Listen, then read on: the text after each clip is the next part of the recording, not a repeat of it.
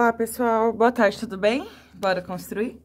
No vídeo de hoje eu vou construir com vocês um triângulo isósceles chamado rio, cuja base mede raiz de 30, né? Que é um número irracional. Então, primeira coisa, eu vou colocar aqui um espaço para fazer uma análise do problema, né?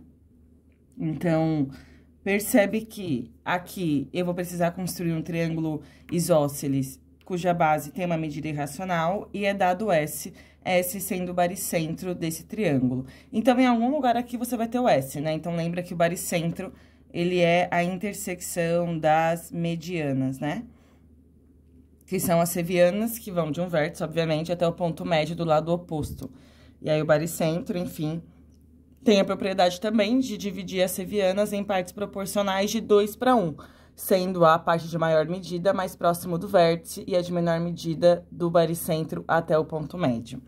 Vou colocar aqui uma análise desse triângulo, então. Então, eu vou desenhar aqui o nosso triângulo rio, né? Percebe que a gente tem uma outra etapa aqui, que é uma translação, uma composição de translação, mas eu vou começar primeiro pelo nosso triângulo.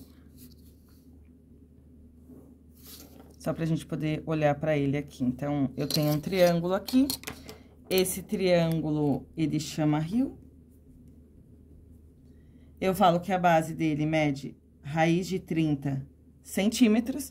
E a gente tem o baricentro, né? E aí, eu vou vir aqui e vou representar o baricentro como sendo a intersecção de duas medianas, né? Então, eu tenho essa mediana, sai do vértice até o ponto médio. E tenho também essa mediana aqui, que sai de um vértice até o ponto médio. Esse daqui seria o nosso ponto S. Lembra, gente, que a seviana em relação à base de um triângulo isósceles, elas coincidem, né? As sevianas notáveis. Então, aqui eu também tenho que vai ser um ângulo reto, e aqui eu tenho também que esses ângulos serão congruentes. Além disso, eu falei, né, que o baricentro divide as medianas em partes proporcionais de 2:1.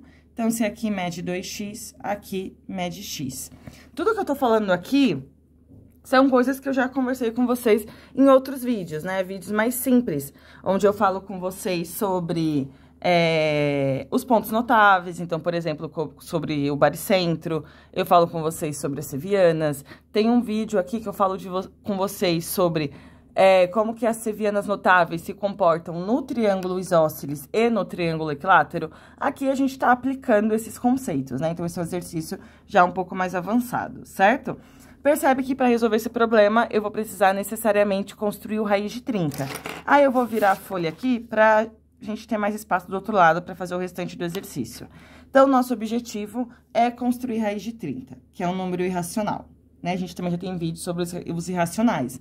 A minha dica é sempre coloque em algum espaço aí os quadrados perfeitos, né? Porque eles ajudam a gente a construir aí as medidas irracionais.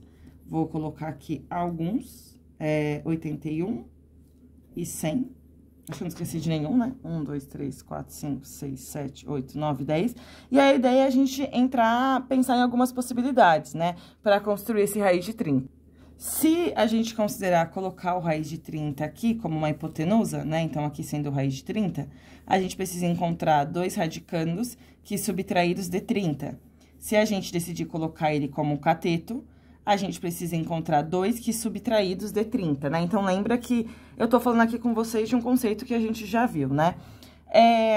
Olhando aqui esses daqui, né? Talvez se a gente conseguisse avançar um pouco mais, porque eu posso pegar, né? O 121, o 144, 169, se eu não me engano, e outros, e tentar encontrar aqui dois somados que dê 30, ou dois que subtraídos de 30. Eu, de cara, não tô encontrando nenhum, assim, mas também assumo que eu não vou ficar me dedicando muito. Porque eu também posso construir dois triângulos. Eu posso pensar como raiz de 30, já que aqui eu não encontrei nenhum, eu posso pensar o raiz de 30 sendo o raiz de 15 e o raiz de 15 aqui. E aí, eu vou precisar, então, construir externamente esse raiz de 15.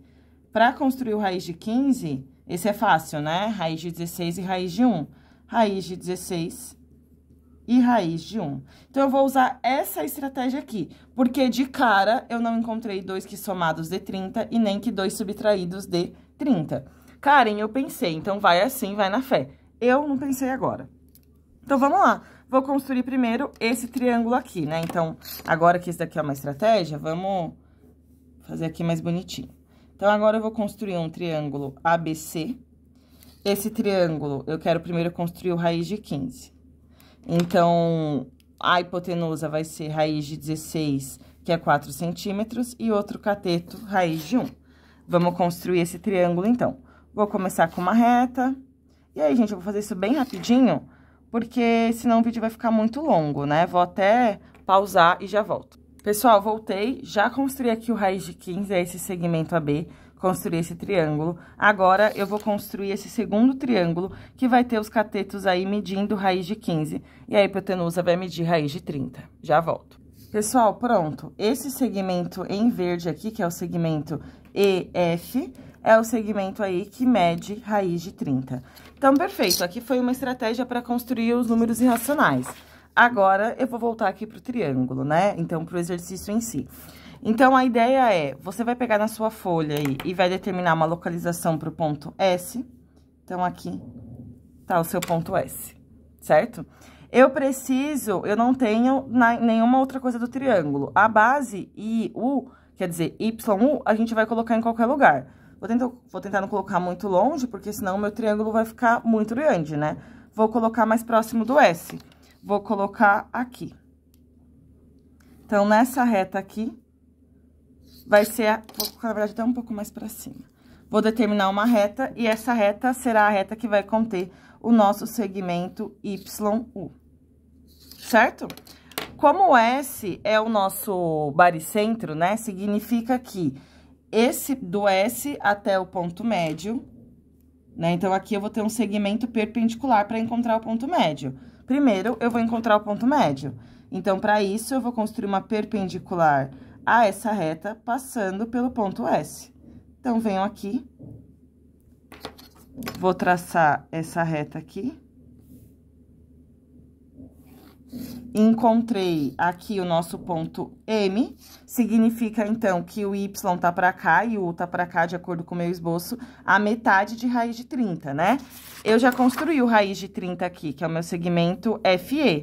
Eu preciso encontrar a metade desse segmento, então. Então, eu vou vir aqui e vou construir a mediatriz desse segmento.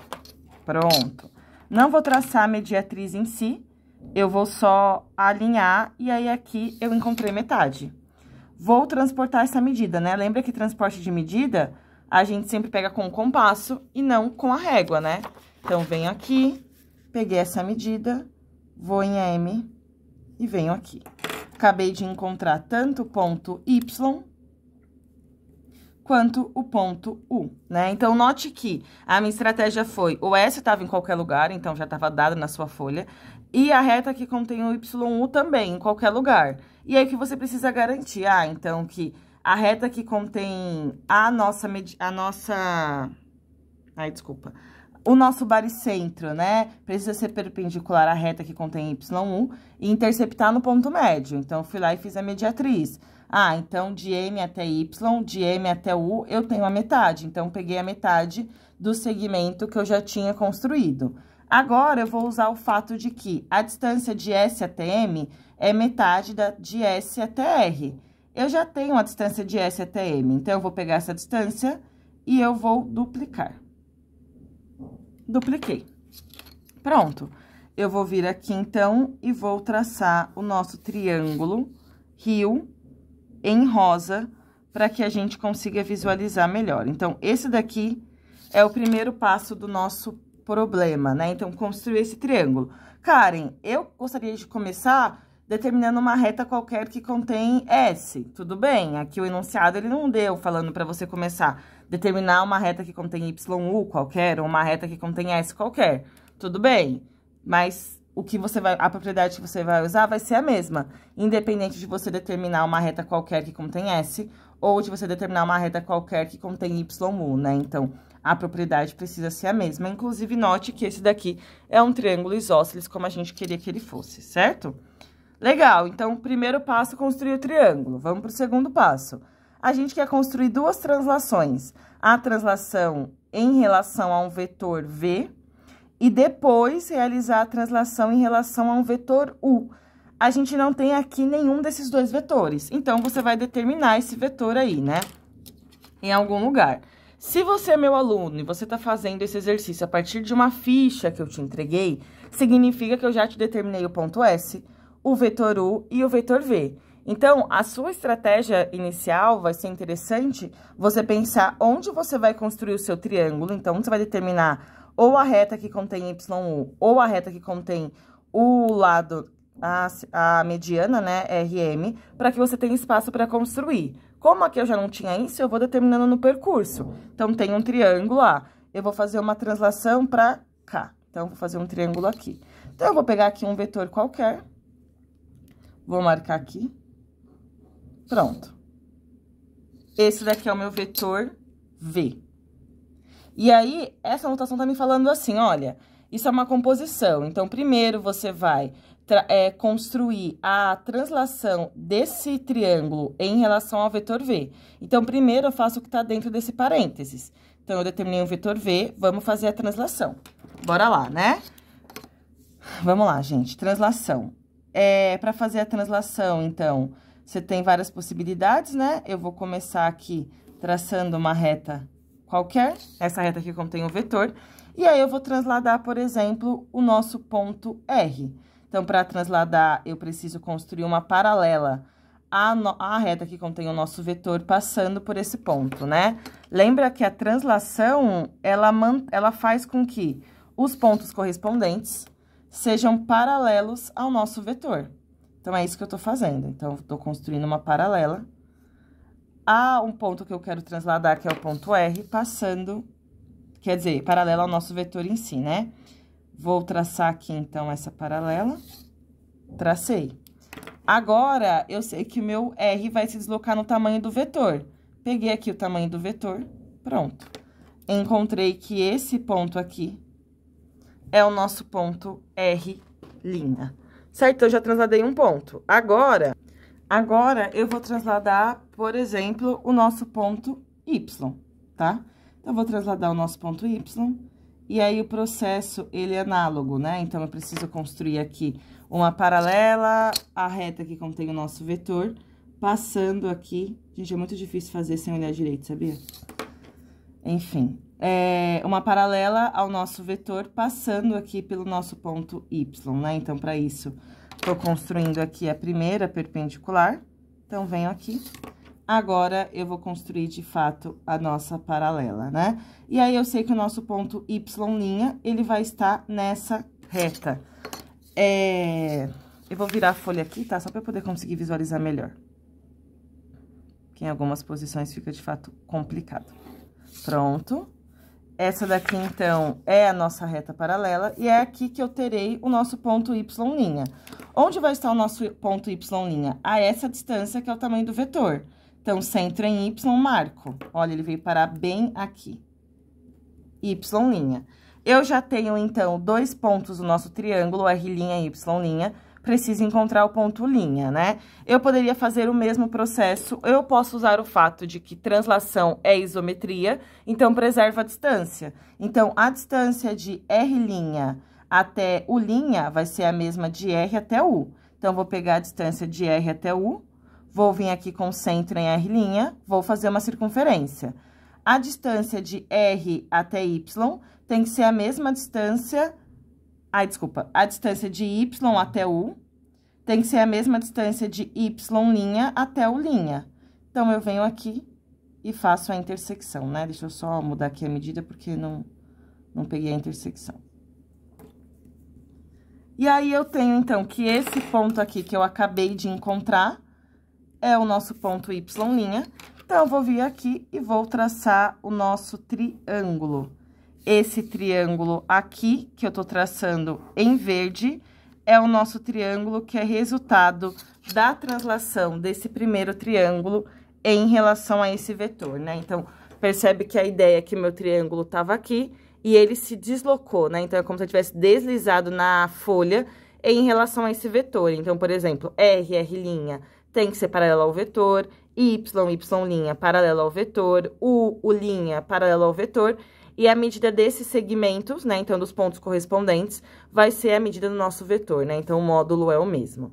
Essa é a ideia, né? Agora, eu vou precisar fazer isso de novo, né? Então, agora que eu já encontrei a translação desse triângulo em relação ao vetor V, eu vou fazer a mesma coisa agora, só que em relação a um vetor U.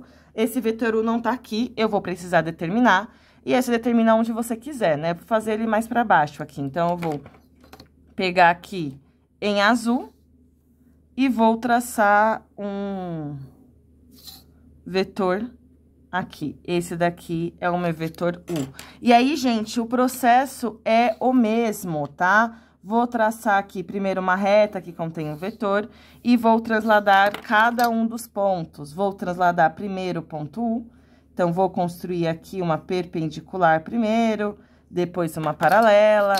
Karen, esse é o único modo de construir translação? Não, não é o único modo. Você pode criar outras estratégias, tá? Esse é o modo que eu escolhi ensinar para meus alunos pelas ferramentas que a gente tem disponível aí para o curso de DG básico, né? Mas, enfim, tem outras possibilidades também, usando outras propriedades.